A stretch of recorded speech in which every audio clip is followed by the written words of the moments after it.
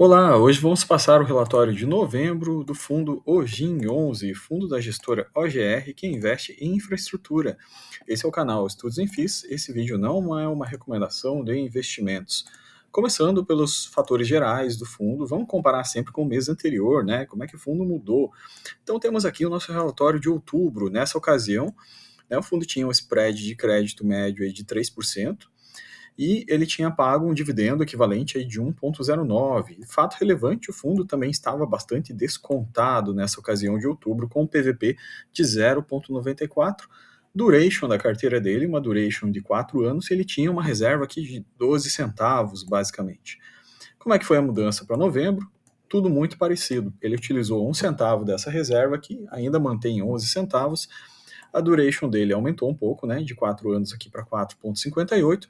Spread de crédito também aumentou para 3,57. O fundo continua com o mesmo porte, né, para um fundo pequeno de 45,8 milhões de patrimônio. 26 ativos é uma carteira até bastante diversificada, né, para o porte desse fundo aqui. Detalhe bastante interessante que ao final do mês ele ainda estava fechando, negociando a 9,08, ou seja, com PVP ainda de 0,94, com nível de desconto bem interessante. Essa cota aqui andou um pouquinho nesse recente rally que a gente vem verificando, né, nos últimos dias no Ibovespa, no IFIX, basicamente, e a cota já está com um nível de desconto um pouco menor, mas ainda está descontado em relação ao patrimonial. Vamos ver alguns fatos relevantes, né, desse fundo aqui. Então, o fundo pagou um dividend yield bem interessante, um equivalente a 15,5% esse mês, pagou 11 centavos, né? E aí ele fala um pouco do mercado, né? O mercado de debêntures aqui. O que acontece aqui, que eles esperam que a taxa média das debêntures de infraestrutura siga em queda, né? O spread, na verdade, e eles associam isso à conjectura, né, macroeconômica, e eles também observam muito bem o crescimento do mercado de debêntures incentivadas e a aceleração dos volumes da emissão primária. A gente já viu isso no relatório de outros fundos também. Vamos passar aqui com mais detalhe. Então veja, que bacana como é esse mercado realmente de debêntures incentivadas, né? Foi um mercado aí que movimentou em bilhões esse gráfico aqui, nos meses de setembro e outubro, teve uma liquidez bastante elevada, tanto de emissões primárias quanto de negociação no mercado secundário. Então, basicamente, somente de emissões primárias, né, de debêntures incentivadas, teve um volume equivalente de 13 bilhões no mês de outubro, né, e 13,5 no mês de setembro. Então o mercado está realmente muito líquido.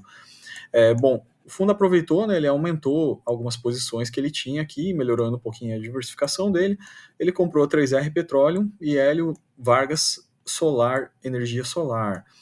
Bom, ele fala um pouco sobre a atribuição aqui da performance da carteira, né? A carteira gerou 0,094 para esse fundo aqui. Então, vamos lá, gerou 0, quase arredondando, né? Quase 0,10, né?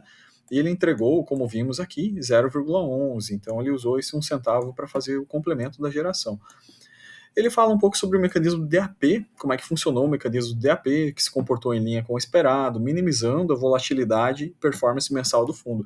Aqui a gente vai comparar duas ocasiões, como que funcionou o mecanismo DAP no mês passado, onde as NTNBs estavam subindo, e como é que funcionou o mecanismo DAP nesse mês, onde as NTNBs estavam favoráveis, estavam caindo, né? Então, se isso agregou valor ao fundo ou não, né? Então, o objetivo desse mecanismo aqui justamente é fazer um swap de indicadores para que você elimine a volatilidade do IPCA, beleza? Essa é a estratégia que o fundo segue e ele relata aqui que ele pretende continuar seguindo esse mesmo tipo de estratégia daqui para frente. Bom, aqui tem um pouco sobre a tabela de sensibilidade do fundo, né? Reais por cota aí em 9,08, esse preço que estava negociando no fechamento do mês, representaria praticamente uma rentabilidade IPCA mais 10,4, né? Quando comprado a este preço aqui. Então, a gente já viu os fatores gerais desse fundo aqui. Eu acho que é um fundo que tem um bom potencial, né, de crescimento. A gente vai ver agora mais adiante como é que foi o crescimento desse fundo no mês. Eu achei muito interessante, muito bacana. A gente teve uma elevação até importante do número de cotistas, né, nesses últimos 2 meses, de outubro e principalmente novembro. O fundo ele vinha bem parado, né, em termos de movimentação, a liquidez dele era bem mais baixa em média, e aqui a gente percebe, né, a partir dos meses praticamente aqui de setembro, agosto para frente, um aumento na liquidez e no número de cotistas. Então, no mês de novembro, ele já atingiu 110 mil por dia de liquidez, de negociações. Isso é mais interessante, né? No passado, esse fundo ele chegou a 35, 37 mil reais por dia, né? Ele tinha uma liquidez bastante baixa, e agora a liquidez dele já vem começando a melhorar, né? Então, para o porte do fundo, a gente vê a liquidez aumentando, isso é bastante positivo, né? Ao mês, ele movimentou aí 2.365.000 reais de negociação. Então a gente vê o fundo crescendo em cotistas, a gente vê o fundo melhorando a questão da liquidez dele, embora sim é um fundo pequeno, mas apesar disso ele tem um bom carrego, como vimos aqui, consta com reserva de créditos, né? Conta com reservas de crédito, ele tem um spread interessante e trabalha com o mecanismo de hedge DAP. Então, em termos de resultado, né, é interessante a gente ver melhor, vamos direto ao ponto aqui do resultado, para a gente ver como que funcionou o mecanismo DAP nesse mês aqui, se ele deu certo ou se ele ajudou ou atrapalhou.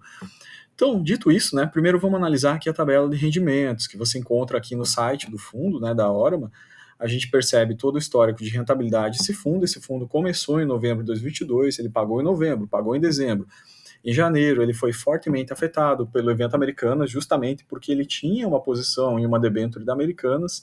A gente já comentou isso com bastante detalhe no último vídeo, né? Eu não vou entrar em detalhes nesse vídeo específico, que quem quiser, eu recomendo que assista o vídeo anterior, que a gente faz uma leitura bastante completa do impacto dessa debênture que ele tinha da Americanas nesse resultado, mas basicamente o fundo ficou alguns meses aqui sem distribuir, e a partir de junho de 23 ele vem distribuindo com bastante consistência valores bem interessantes, né, em linha com o carrego dele, que é um carrego bastante bom, né, e ele vem sendo favorecido pelo mecanismo de hedge DAP para CDI ao qual ele usa, né. Então o que a gente percebe aqui nos últimos meses é um nível de rentabilidade interessante. Então o fato da cota estar descontada tem a ver justamente com esse período aqui no qual o fundo deixou de pagar, né, a cota caiu praticamente a R$ 9, né? Então, pelo fato do fundo ter deixado de pagar devido ao evento Americanas, hein? Então, logicamente, esse evento aqui não afetou somente ele, afetou vários outros fundos aqui, né? A gente percebe que esse período do mercado foi um período bem turbulento para os FIINFRAs aqui, mas afetou em cheio esse fundo aqui, pelo fato do fundo ter recém-iniciado e ele ainda tinha uma posição de uma debênture transitória não incentivada da Americanas, né, que está em linha com a lei que rege os FIINFRAs, né, então está dentro da ICVM 555, né, perfeitamente dentro, só que realmente o fundo acabou levando a azar nesse ponto aqui, né, o que fez com que o fundo ficasse bastante descontado. Mas a partir de julho, o fundo vem realmente mostrando bom potencial de regularidade, de reação, né, foi um pouco de azar realmente o fundo ter tido essa debênture da Americanas aí nesse evento aí. Não só esse, né? A gente viu outros fundos também que foram fortemente afetados aí por questão Americanas, né? Inclusive fundos de tijolos, papéis e assim por diante. Enfim, mecanismo hedge e a DRE do fundo. Vamos dar uma analisada aqui comparando o mês passado com esse mês. Então vamos começar com o mês anterior. Para quem não lembra, no mês anterior, ele foi um mês que foi fortemente afetado pelas NTNBs negativamente, ou seja, o carrego da carteira pouco rendeu, né? Porque as NTNBs realmente estavam muito altas, preço unitário sendo remarcado para baixo, com isso o carrego da carteira pagou 0,008 centavos aqui, não pagou quase nada, né? Então, da onde que o fundo tirou o resultado dele? Então, quando o fundo tem o mecanismo DAP, o mecanismo DAP blinda o fundo justamente com relações à variação do IPCA e com relação à própria variação das NTNBs ou da curva de juros. É o equivalente o fundo a fazer, por exemplo, um call de juros. Ele aposta contra os juros. Ele, digamos assim, troca o ganho que ele teria pela exposição do carrego dele à curva real de juros, né? Ele troca isso no DAP por um ganho fixo de CDI. Então ele tem uma compensação quando ele faz esse swap de indicadores.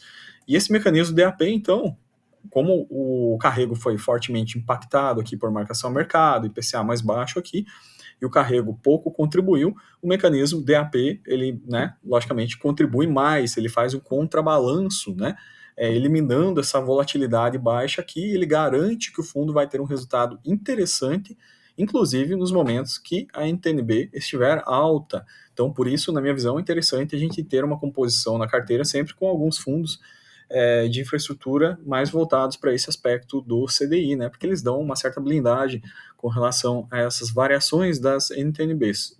Enfim, é uma questão muito de escolha, né? Para quem quer estar exposto à duration da curva de juros, ao carrego do fundo, ou quem quer ter um rendimento um pouquinho mais linearizado, mas travado pelo CDI. Então, o que acontece é que realmente, de fato, o DAP ele faz isso, mas o DAP ele acaba, no longo prazo, né, minimizando um pouco dos ganhos que ele teria quando exposto à duration da curva de juros. Bom, dito tudo isso, né, esse foi o resultado do mês passado, que teve um resultado positivo pelo fato da DAP. Então, ele relata aqui nesse primeiro gráfico, observamos o efeito positivo de proteção do DAP, que compensou integralmente a abertura das NTNBs. Então, bacana, né? No mês que a NTNB aqui penalizou, o DAP compensou. Mas e agora, esse mês atual, né, como é que foi? Foi um mês excepcional, afinal de contas, a NTNBs despencando, né, durante o mês de novembro. E com isso, o fato das NTNBs despencando, preço unitário sendo remarcado para cima, carrego da carteira aqui jogando bastante a favor. Então, o fundo rentabilizou muito bem, né, na carteira IPCA mais dele aqui, rentabilizando 0,264, né, ou seja, um ganho bastante interessante. Só que, logicamente, pelo mecanismo DAP, né, o mecanismo DAP ele tem as travas dele, onde ele faz a troca de indicadores aqui. Então, no mês que, por exemplo, o carrego não vem, o mecanismo DAP compensa, ele faz essa balança aqui. Já no mês que o rendimento vem muito alto, o carrego, que realmente o preço unitário vira para cima, o mecanismo DAP ele joga contra, no sentido contrário, né? Ele acaba reduzindo um pouco esse ganho. Então, tudo é uma troca, né? Se perceba que a eliminação de volatilidade é essa alavanca aqui. Em um mês você tem o balanço para cima, no outro mês você tem o balanço compensando para baixo. Mas na linearidade você tem, na verdade, uma estabilidade maior no pagamento. Então, o que ele relata para a gente? Tivemos um mês positivo para o carrego dos ativos, com fechamento do juro real, sendo parcialmente anulado com o mecanismo de hedge da carteira. Então, entendo claro isso, né? Aqui voltando os dois resultados, os últimos resultados do fundo, mês passado 14, esse mês aqui ele pagou 15,5, utilizando aí 1 centavo de reservas. Se não fosse as reservas, teria dado muito parecido com o que ele pagou mês passado, beleza? Então, aqui é o mecanismo de DAP, basicamente, sendo colocado em prática, a gente consegue ver isso funcionando na prática. Aqui a atribuição de performance de todas as debêntures jogaram a favor, né? Aqui a gente percebe que não teve contribuição negativa na carteira, teve debêntures que contribuíram bastante, outras contribuíram um pouco menos, né? Então, em linhas gerais, é isso sobre a rentabilidade do fundo, né? O fundo realmente vem se recuperando muito bem depois do estresse que ele passou no primeiro semestre lá, né? O estresse de crédito do mercado, e desde junho realmente esse fundo vem apresentando boa consistência, né? Que está sendo bem interessante a recuperação desse fundo, o mercado já vem precificando isso novamente. Carteira do fundo, aqui estão as duas novas debêntures que ele colocou para dentro, que aumentou posições, né? A gente percebe que ele tem um nível de carrego IPCA bastante interessante, um spread over NTNB equivalente muito bom também, bastante interessante o carrego desse fundo aqui, né? A duration dele puxa um pouquinho mais para duration longa com relação aos ativos. São ativos no geral, se a gente fazer uma média, a média dele vai dar a menos dos ativos dele aqui, dentro da média do setor aqui também.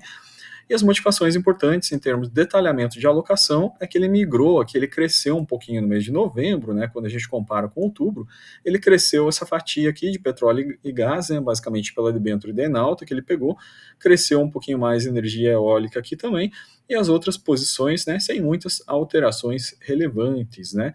Então, esse fundo aqui, né, a geral seria essa, né, se a gente fosse fazer um resumo bastante rápido, realmente extremamente rápido, podemos falar sim que é um fundo ainda bastante pequeno, tem liquidez baixa, mas essa liquidez vem melhorando a cada mês que passa, né, vem crescendo levemente em número de cotistas o fundo, né, esperamos que esse crescimento continue. Dividend yield que ele vem pagando sempre acima de 1%, né, dividend yield ao mês, na faixa de 1,1% nos últimos meses, que vai resultar aí nesses 14% que ele vem pagando em média, né, desde o mês de junho. E é um fundo que ele ainda tem um pouco de reservas, né? Conta com uma reserva estratégica aqui, a qual ele vai usando conforme precise, conforme necessite, né? O fato mais interessante é a questão do PVP, então é um fundo de papel que está aí descontado, praticamente com 0,94 do PVP.